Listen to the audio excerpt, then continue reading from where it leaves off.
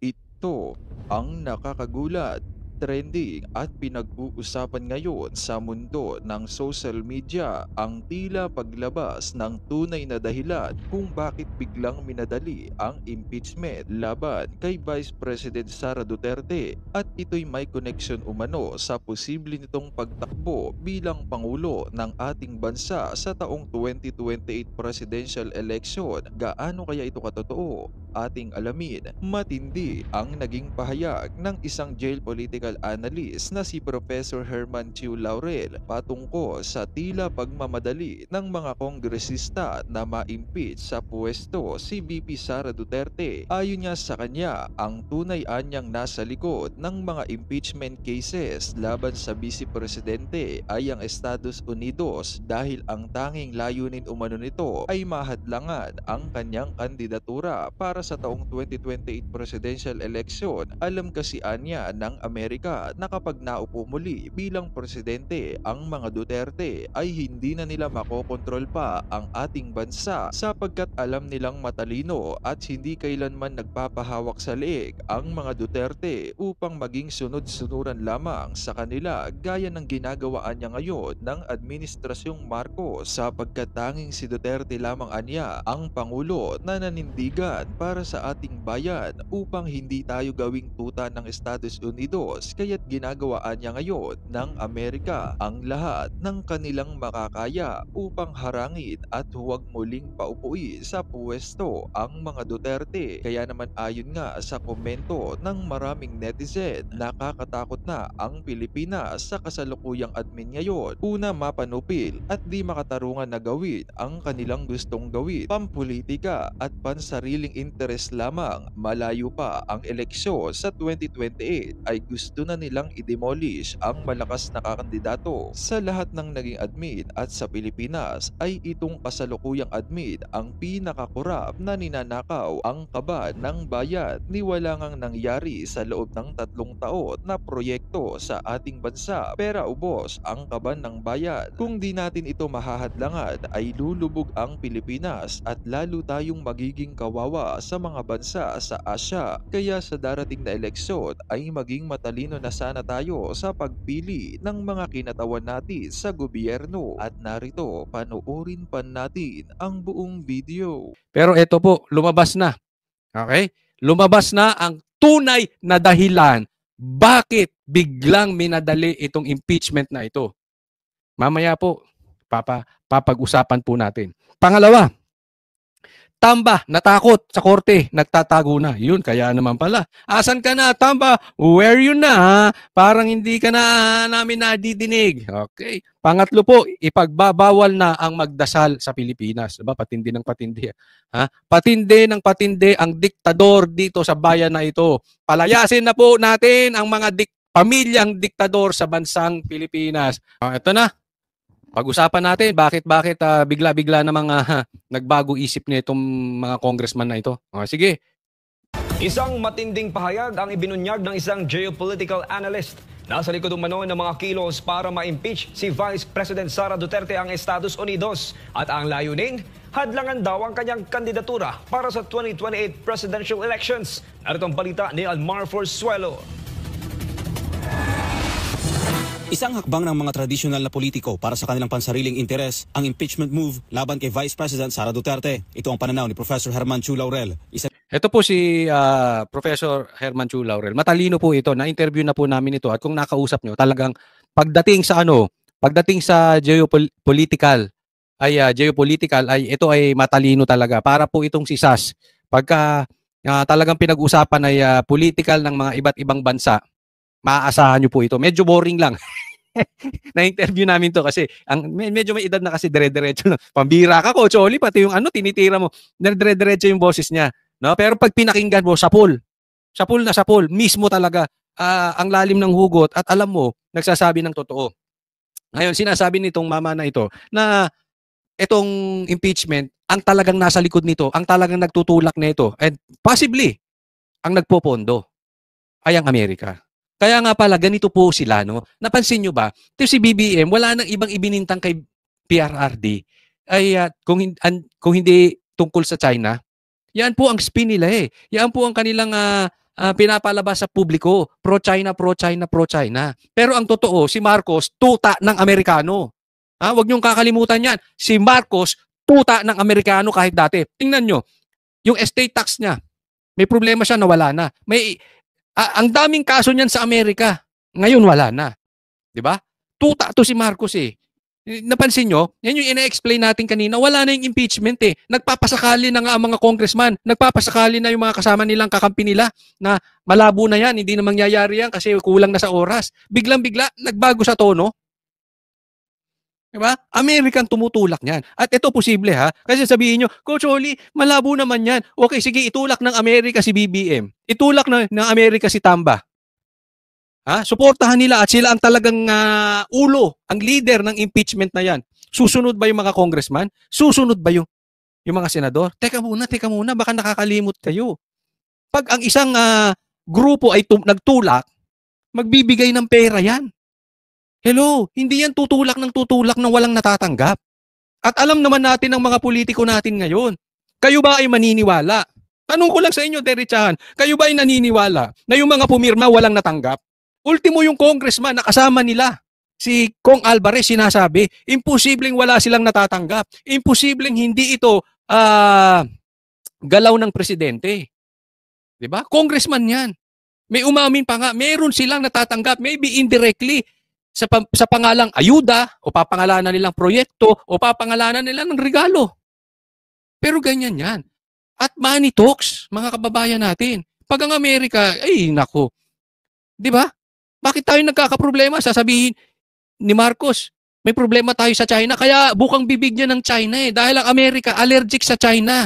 Bakit? Kahit kanino kayo magtanong, mag-aral kayo sa YouTube, ang China naunahan na Amerika. Ang China lang tahimik. Hindi sila nagsasabi. Pero tatandaan natin, even an empire, even a great leadership, ako naniniwala ako, pag nawala ka sa Diyos at pag binagsak mo ang moralidad mo, katulad ng nangyayari sa Amerika, babagsak ka. Kaya ngayon nangunguna na ang China sa kanila. Isabi mo, baka sasabihin ng mga iba pro-China, hindi. Hindi po pro-China pag nagsasabi ng katotohanan. At hindi ibig sabihin, hindi ka pro-China kung in denial ka sa katotohanan. Kasi ang problema na itong mga ito, inuuto sila ni Marcos. Yun ang totoo niyan. Inuuto sila, in denial sila ng katotohanan. Para sa kanila, ay, Amerika pa rin! Amerika pa rin! Hindi na po nangyayari. Sino ang nang-api sa Pilipinas? China ba, Amerika? Sinong sumakop sa Pilipinas? China ba, Amerika? At sasabihin ko sa inyo, dati pa man, even before this impeachment, pagkapanalo pa lang ni Marcos, doon sa mga followers ko, matagal lang nakasubscribe sa channel ko. Even before the election, sinasabi ko na yan, delikado tayo kay Marcos dahil si Marcos pwedeng hawakan sa liig. At ito na nga, and after the election, pumasok ang EDCA, sabi ko, patay tayo, hawak na tayo sa liig ng Amerika. Tapos tayo dyan. Bakit? Bakit kailangan hawakan ng Amerika ang Marcos? Dahil hindi nila papayagang makabalik sa puder ang Duterte. Always remember this, Duterte lang ang nakapagsabi sa kanila, hindi nyo kami tuta. Duterte lang ang nanindigan para sa ating bayan at hindi nagpatuta sa Amerika. Kaya galit sila. Hindi nila kayang bayaran si PRRD, hindi nila kayang kasuhan kasi malinis. Wala silang paraan para kontrolin ng Duterte. Ang gagawin nila, hawakan yung kaya nilang kontrolin at huwag paupuin ulit ang Duterte. Swak na swak sa banga dahil pag na-impeach si BP Sara, papayag ba kayo? Kapag na-impeach si BP Sara, kahit anong posisyon, hindi na po pwedeng tumakbo si BP Sara. Maliwanag po yan. Lahat ng gulong ito dahil sa pumumuno ni Marcos at ni Speaker. Finance and led by the Americans. Isang kilalang geopolitical analyst patungkol sa pagsisikap ng ilang kongresista na patalsikin ang ikalawang pangulo sa pwesto. Thus, the impeachment of Vice President Sara is a quote-unquote marriage of convenience between the Trapos who want to remain in power forever like Romualdez and Uncle Sam who wants us to be it's forever backed out by the... Ayan. Ang ibig niya sabihin, ano yan parang marriage yan, parang relasyon. Na isa, nakatulad ni Speaker na swapang sa hindi na bababa at may pangarap maging presidente. At si Marcos na wants to be in control always, ang kanilang pamilya. Ugali na ng Marcos yan, hindi yan bumababa. Unless kalad ka rin mo, tsaka mo bitbitin sa Hawaii. Pero hindi yan bababa ng kusa. Buhaya yung mga yan eh. Buhaya sa kapangyarihan yung mga yan. Ito naman si Uncle Sam, gusto niyan, kontrolado tayo. Bakit? Panlaban sa China. destroying leaders not willing to serve its interests. Sa isang forum na inorganisa ng Asian Century Philippines Strategic Studies, binigyan din ni Professor Laurel na mga atake laban sa mga Duterte ay nagsimula matapos ang pagbisita ni Pangulong Ferdinand Marcos Jr. sa Estados Unidos. Yun, no? Kita mo yung timing. Yung ang pag-atake, pag-atake ng Pilipinas, yung pagbisita niya dyan, iba talaga. Iba. We are lucky now na medyo mag-iiba ng tono. Posible nga bunutin ng EDCA dito sa Pilipinas dahil sa pangunguna ni Trump. At sinabi niya, hindi niya bibigyan ng priority ang mga gera-gera, hindi katulad ni Biden na puro gera-gera. Ito naman si Marcos, wala ding backbone, nagpapahawak sa liig. Estados Unidos. As a result of that visit, we suddenly saw a series of attacks against VP Sara over her perceived tie to China and against her father, President Duterte, on the issue of EJKs, Pogo, with the threat of hauling him before the international council. Yan ang sinasabi niya. Isipin mo yung timing. Pagkadalaw ni Marcos sa Amerika, iba na tono. Atake na kay BP Sara, pinagbibintangan na ng EJK, ng Pogo si Duterte, etc. Sino bang mukhang sugarol? Sino bang mukhang bisyo? Di ba? Marcos, mandiri ka nga sa sarili mo. Sasabihan mo ng Pogo-Pogo. Mukha bang sugarol si PRRD? Mukha bang kurap si PRRD? Kahit tanungin mo sa taong bayan, sino ang mas mukhang kurap sa inyong dalawa? Ikaw. Sino pang mas mukhang sugarol sa inyo? Ikaw. Sino mas mahilig sa bisyo? Sasabihin ng tao, ikaw. Unless yung mga utu-utu sa'yo, pero yung tunay na tao, yung tunay na pagtingin, pambihira ka naman, mahiya-hiya ka sa mga pinagsasabi mo, Marcos. Tama yung sinasabi ni Professor Laurel na biglaan po ito. And at the same time, ayan yung sinasabi ko. Yung biglaan yung impeachment. Binakbakan na naman ng Amerika yan. Wag nyo na. Delikado kayo sa PDP. Yan ang sabi. Yan ang na intel na nadidinig natin.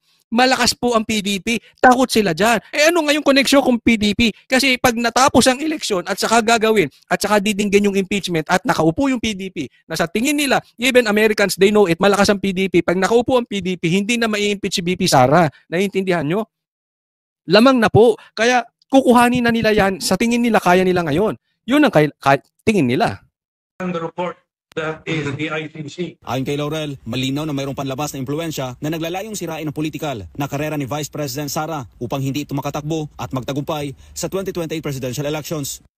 To us, here lies the real motive for Vice President Sara's impeachment. The Americans are the ones working behind the scene to wreak havoc on her political career lest she restore our independent foreign. Dito mo makikita na sinasabi nito na talagang ayaw nila maging presidente si BP Sara.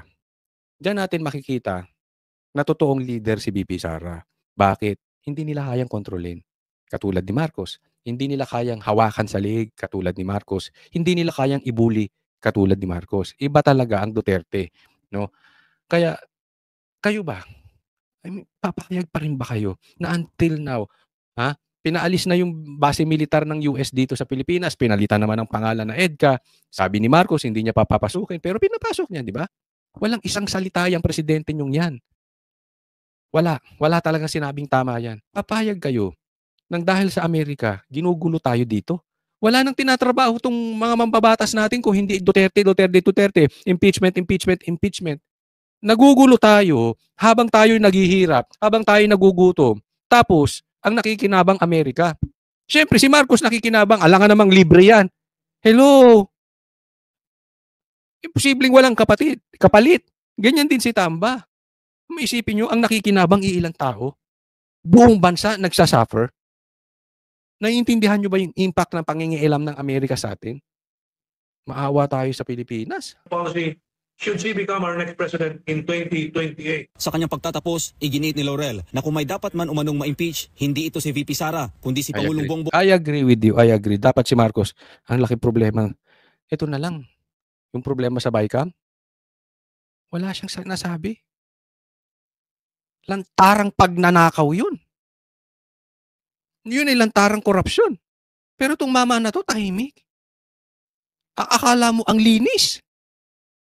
Si Sara pa pinai-impeach. Wala namang bayag. Ay, sorry. Sorry. Wala namang para manindigan. Kunwari, hindi siya nagpapa-impeach. Kunwari, ayaw pa niya, pero yung anak niya ang unang pumirma. Ganyan po ka-fake ang tao na to. Gigil na ako dito. Peke ito, pama na ito. Nagugutom tayo, samantalang siya namamayagpag. Ba't yung pinabalik-balik pa yan? Hindi, walang sisiyan. Ha? Pero ito demonyo talaga. I mean, pag binigyan ka ng pagkakataon, isipin mo, binigyan na siya ng pagkakataong buhayin yung pangalan ng Marcos. Ano pang ginagawa niya?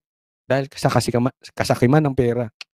Ala talaga. Marcos Jr. dahil sa mga isyong hinaharap ng bansa na tila hindi nito binibigyang pansin, partikular na mga kontrobersiya sa 2025 national budget na apektado ang lahat ng sektor ng lipunan.